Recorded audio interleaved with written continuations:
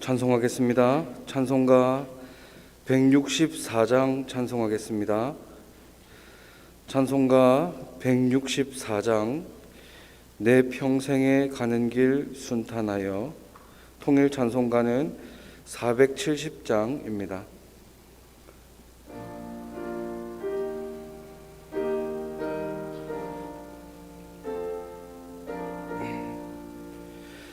내 평생에 가는 길 순탄하여 늘 잔잔한 강 같든지 큰 풍파로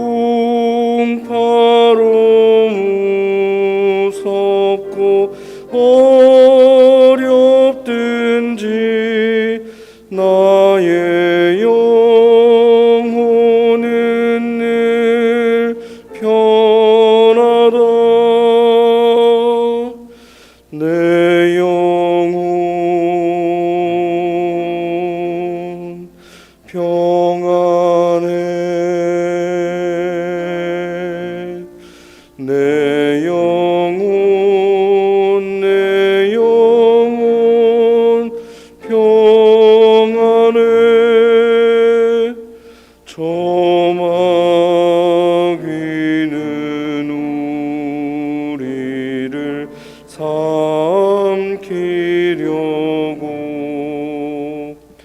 입 벌리고 달려와도 주 예수는 우리의 대장 되니 종래 싸워서 이기겠네.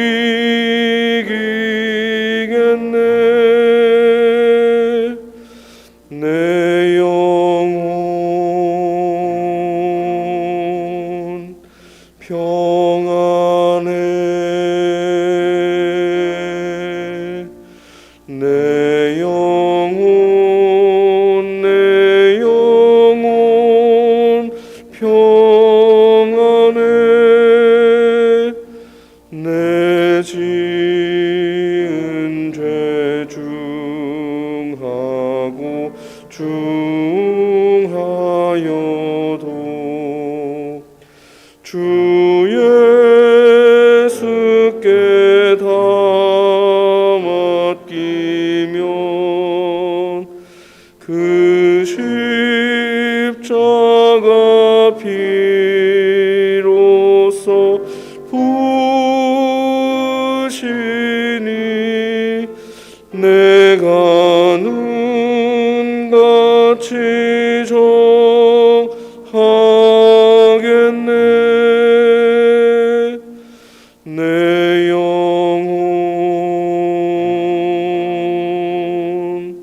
평안해. 내 영혼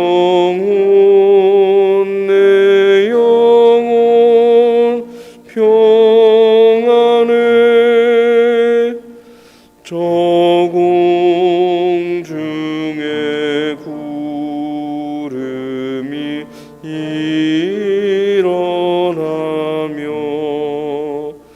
큰 나팔이 울려날 때 주 오셔서 세상을 심판해도 나의 영혼은 없겠네. 내 영혼 평안해.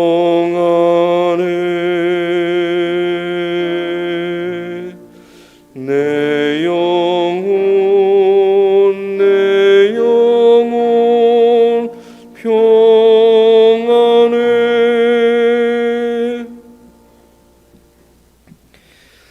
같이 기도드리겠습니다. 온 천지 만물을 창조하시고 그 모든 것을 홀로 주관하시는 주권자 하나님 우리 아버지, 하나님께서는 모든 것을 하나님의 기쁘신 뜻대로 행하시며 또 선하게 역사하시는 하나님임을 저희들이 믿습니다. 그러나 저희는 연약하여 하나님을 믿는다 하면서도 눈앞에 환난이 닥쳐오고 고난이 있을 때면 하나님을 의심하기도 하고 하나님의 역사를 원망하기도 하고 불평하며 죄짓기 쉬운 저희들임을 자복하고 회개합니다. 하나님을 믿는 믿음에서 흔들리지 않게 하여 주시고 또 피조물의 자리를 벗어나서 하나님 위에 높아지려는 그런 교만한 마음을 갖지 않게 하여 주시고 늘 겸손히 하나님 앞에 자신을 낮추고 하나님의 뜻을 찾아 온전히 순종하는 저희들 될 수 있도록 은혜를 더하여 주시옵소서. 지금 이렇게 코로나라는 전염병으로 고통 가운데 있고 또 전쟁이라는 세계의 큰 환난이 있는 이때에 저희들의 마음을 위로하여 주시고 또 저희 믿음을 더욱 굳세게 하여 주셔서 하나님을 믿는 믿음에 바로 서서 모든 것들을 잘 감당해 나가는 저희들 될 수 있도록 은혜를 더하여 주시옵소서. 이 시간 예배의 시종을 주님께서 홀로 주관하여 주시고 우리를 위하여 세우신 하나님의 종에게 영육의 강건함을 주시고 특별히 속히 건강을 회복해서 또 이전보다 더욱 또 힘있게 맡겨주신 사명을 잘 감당할 수 있도록 은혜를 더하여 주시옵소서. 모든 말씀을 우리 구주 예수 그리스도의 이름으로 간절히 기도하옵나이다. 아멘. 하나님 말씀 구약 성경 욥기 38장 1절에서 3절 말씀입니다.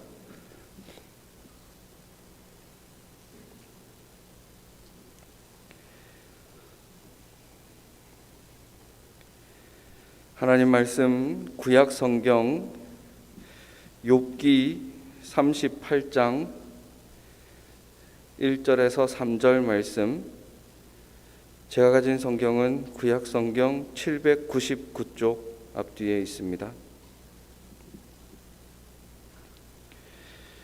때에 여호와께서 폭풍 가운데로서 욥에게 말씀하여 가라사대 무지한 말로 이치를 어둡게 하는 자가 누구냐?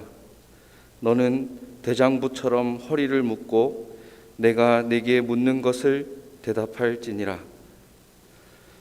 넘어가서 42장 1절에서 6절 말씀도 같이 보겠습니다. 욥기 42장 1절에서 6절 말씀. 욥이 여호와께 대답하여 가로되 주께서는 무소불능하시오며 무슨 경영이든지 못 이루실 것이 없는 줄 아오니 무지한 말로 이치를 가리우는 자가 누구니이까? 내가 스스로 깨달을 수 없는 일을 말하였고 스스로 알 수 없고 헤아리기 어려운 일을 말하였나이다. 내가 말하겠사오니 주여 들으시고 내가 주께 묻겠사오니 주여 내게 알게 하옵소서. 내가 주께 대하여 귀로 듣기만 하였사더니 이제는 눈으로 주를 배옵나이다. 그러므로 내가 스스로 화나고 티끌과 제 가운데서 회개하나이다. 아멘. 그동안 우리가 함께 전도서 말씀을 살펴보았습니다. 다윗의 아들 예루살렘 왕 전도자를 통해서 전도자가 세상을 살펴보고 또 인생을 살펴보고 모든 것을 하고 누려본 뒤에 말하기를 헛되고 헛되며 헛되고 헛되니 모든 것이 헛되다라는 이해하기 힘든 이 말로 무엇이 참된 지혜인지를 우리에게 알려주었는데, 이 말은 인생이 허무하고 부조리하며 이해할 수 없는 것 투성이라는 불평으로 그치는 것이 아니고, 전도자가 마지막에 결론을 내린 그 말처럼 일의 결국을 다 들었으니 하나님을 경외하고 그 명령을 지킬지어다, 이것이 사람의 본분이니라 하는 그 말씀대로 하나님을 경외하고 그 명령을 지키는 것이 우리 사람의 본분이라는 사실을 알고 그렇게 사는 것이 참된 지혜임을 배웠습니다. 이 전도서 말씀과 또 함께 읽으며 묵상하면 좋은 말씀이 오늘 읽은 이 욥기의 말씀입니다. 하지만 이 욥기 또한 전도서 못지않게 어려운 말씀인데, 기록된 단어나 문장 자체도 어렵고 또 그 내용도 어려운데, 욥과 세 친구가 계속해서 반복해서 대화하는 그 대화가 무엇을 말하는 것인지, 또 엘리후라는 사람은 어디서 갑자기 나타나서 말을 하는 것인지, 마지막에 하나님께서 하시는 말씀도 너무 난해해서 그 의미를 찾기가 어려운 그런 책입니다. 그래서 우리는 욥기를 읽을 때 욥기 전체가 우리에게 말씀하고자 하는 그 주제가 무엇인지를 바로 알고 그걸 붙들고 욥기 말씀을 읽어 나가면 그 내용을 더 잘 이해할 수 있겠고 또 헤매이지 않을 수 있습니다. 그래서 오늘은 이 욥기 전체를 통해서 하나님께서 우리에게 주시는 말씀이 무엇인지를 함께 살펴보고자 합니다. 오늘 읽은 욥기 38장 1절에서부터 42장 6절까지의 말씀을 통해서 욥기 전체의 주제가 되는 말씀을 확인할 수 있는데, 이 말씀은 하나님께서 욥에게 하신 말씀으로 욥기의 제일 마지막에 기록되어 있을 뿐만 아니라 이 두 번의 하나님의 말씀이 주어진 후에 욥이 회개하고 또 그의 고통이 사라지며 회복이 되기 때문입니다. 하지만 이 말씀도 우리가 읽어보면 욥이 질문하고 있는 어째서 의인이 고난을 받는가라는 그 물음에 시원한 답을 주지 않습니다. 그저 동문서답 하듯이 하나님께서는 수많은 질문들만 늘어놓고 계시는데, 욥으로서는, 사람으로서는 도무지 대답할 수 없는 그런 압도적인 질문을 90번이나 열거하십니다. 그래서 우리가 이것을 읽으면서도 이게 무슨 의미인가 어렵게 느껴지고 어떤 결론을 내려야 할지 모르는 경우가 많은데, 이 말씀을 면밀히 살펴보면 하나님께서 분명하게 말씀하시는 것이 무엇인지를 우리는 알 수 있습니다. 오늘 읽은 말씀은 하나님께서 욥에게 하신 말씀의 처음 부분과 그 말씀이 끝난 뒤에 욥이 하는 말입니다. 하나님 말씀의 처음과 끝을 잡고 있는, 싸고 있는 말씀이라 할 수 있는데, 이 처음과 끝을 보면 동일한 단어, 동일한 문장이 반복되고 있는 것을 확인할 수 있습니다. 38장 2절 말씀에 무지한 말과 이치를 어둡게 하는 자가 누구냐 하신 이 말씀과 42장 3절에 무지한 말로 이치를 가리는 자가 누구냐 하는 말씀이 동일하게 들어가 있습니다. 이렇게 처음과 끝에서 같은 말을 반복함으로 그 안에 들어있는 내용이 이것을 말하고 있음을 우리에게 알려주는 것입니다. 여기 두 구절에서 중요한 단어는 이치라는 단어입니다. 이치라는 이 단어는 히브리어로 에차라는 단어인데, 이 에차라는 단어는 하나님의 지혜, 경륜 또는 하나님의 질서를 의미하는 말씀입니다. 그렇기 때문에 두 번에 걸쳐서 욥에게 하신 이 하나님의 말씀은 이 하나님의 지혜, 이치에 대해서 알려주시는 말씀인 것입니다.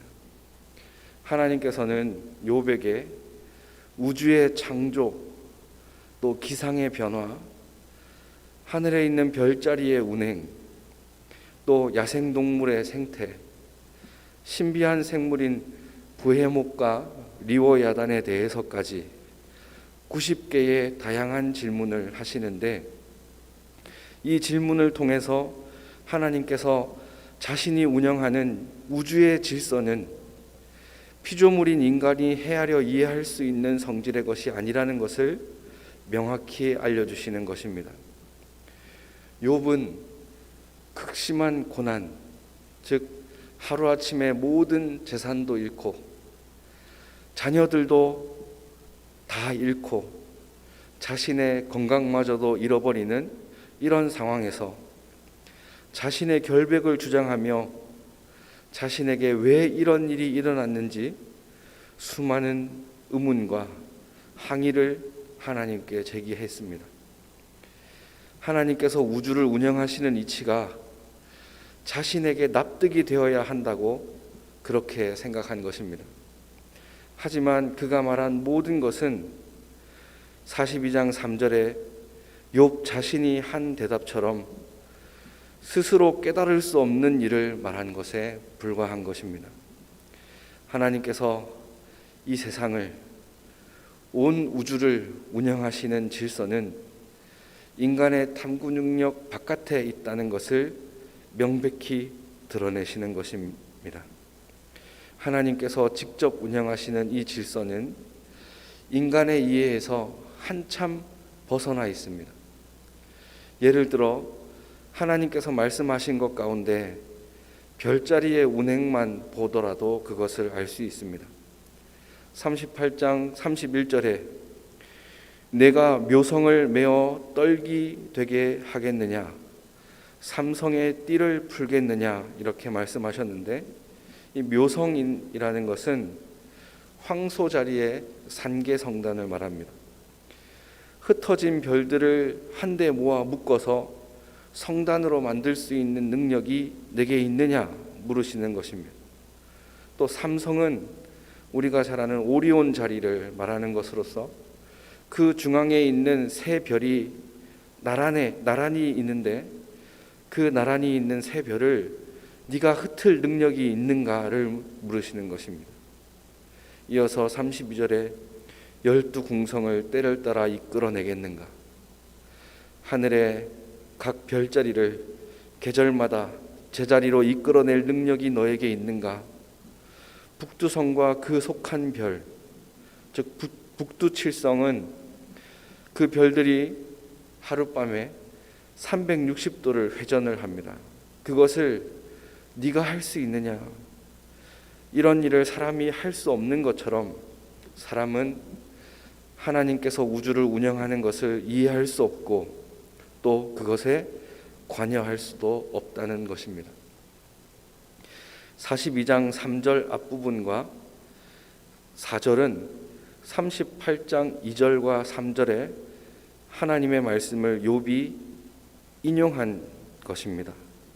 하나님의 물음에 대한 욥의 대답은 42장 3절 하반절에 내가 스스로 깨달을 수 없는 일을 말하였고 스스로 알 수 없고 헤아리기 어려운 일을 말하였나이다 라고 대답한 것입니다. 스스로 깨달을 수 없고 헤아리기 어려운 일, 이것은 하나님의 신비로운 섭리입니다. 이사야 9장 6절에는 주님의 이름을 기묘라, 모사라 그렇게 표현하고 있습니다. 하나님께서 이 우주를 운영하시는 질서는, 그 이치는 인간의 지혜 바깥에 있습니다. 인간의 능력으로는 알 수 없는 것입니다.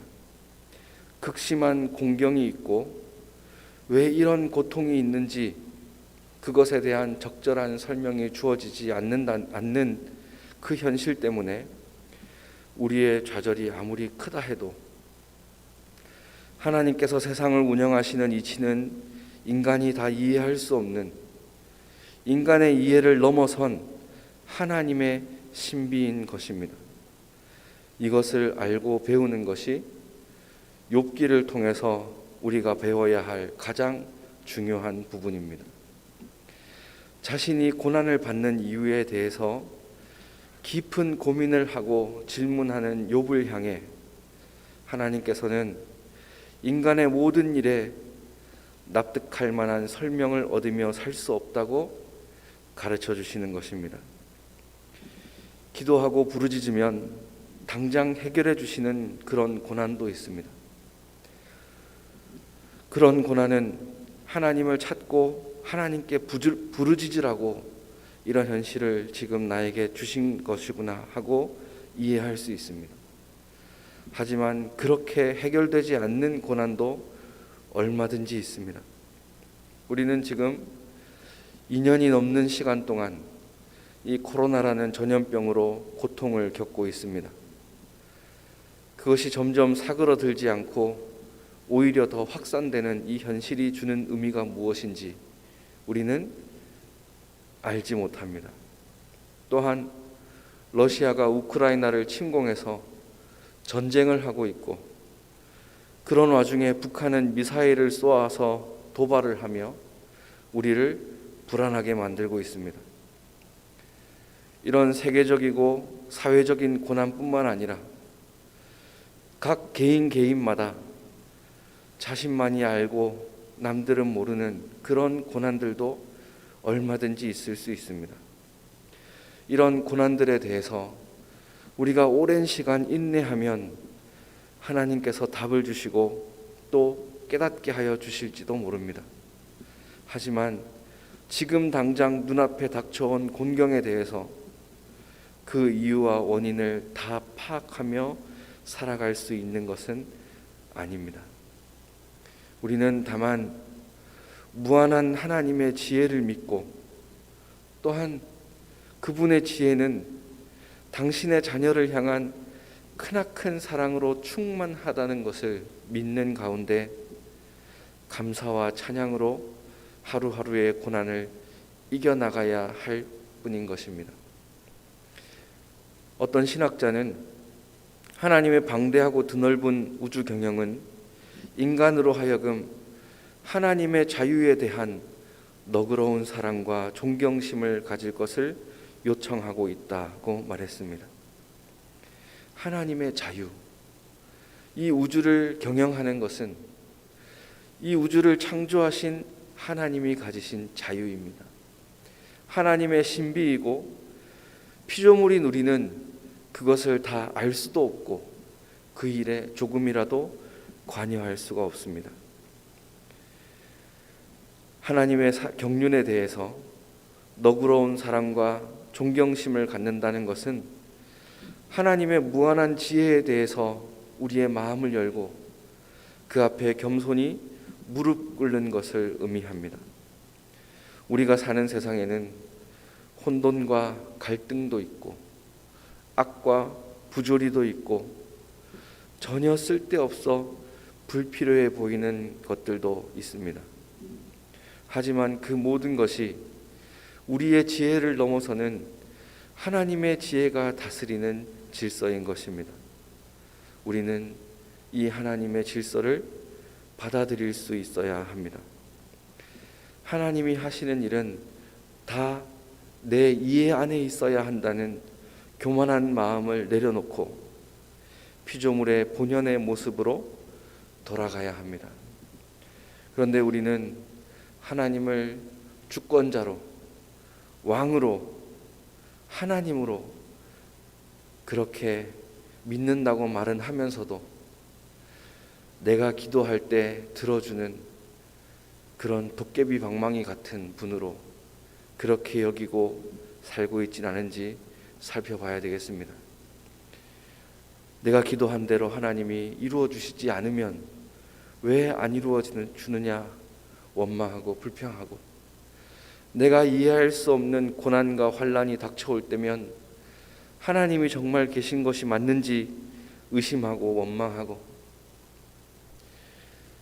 내 생각에는 이렇게 돼야 하는 것이 맞는데 왜 내 생각과 다르게 이 일이 일어나는가 하나님께 따져 물으며 내가 마치 하나님 위에 있는 것처럼, 내가 하나님보다 더 지혜로운 것처럼 그렇게 살아가고 있지는 않은지 스스로를 돌아보고 또 스스로에게 물어봐야 하겠습니다. 우리는 피조물 본연의 모습으로 돌아가야 합니다. 42장 6절에 욥의 회개가 그것을 보여줍니다. 그러므로 내가 스스로 한하고 티끌과 재 가운데서 회개하나이다. 티끌과 재 가운데서 회개한다는 것은 티끌과 재로 돌아간다는 겁니다. 내가 물러서서, 하나님 앞에서 물러서서 티끌과 재로 돌아간다. 자신의 존재가 하나님이 만드신 피조물이라는 사실을 인정하고 하나님이 창조주시오 온 세계와 우주를 운영하시는 주권자이심을 인정하고 그 앞에 겸손히 엎드린다는 말씀입니다. 우리는 피조물로서 하나님의 자유에 대한 너그러움을 지녀야 합니다. 이렇게 하는 것이 모순과 부조리가 가득한 이 세상에서 이해할 수 없는 고통을 만났을 때 다치지 않고 살아가는 방법이며, 마음의 여유와 자유와 관용과 평안을 가지고 살아갈 수 있는 방법입니다. 이해할 수 없는 고난을 만났을 때 도대체 무엇 때문이냐고 하나님께 따지고 소리치고 싶을 때 인간의 힘으로는 이해할 수 없는 하나님의 신비가 있음을 인정하고 이해되지 않음을 넘어선 이해를 가지고 믿을 수 없을 때 믿는 믿음을 가지고 살아가는 우리들이 되어야 되겠습니다. 통성으로 기도하시다가 자유하시겠습니다.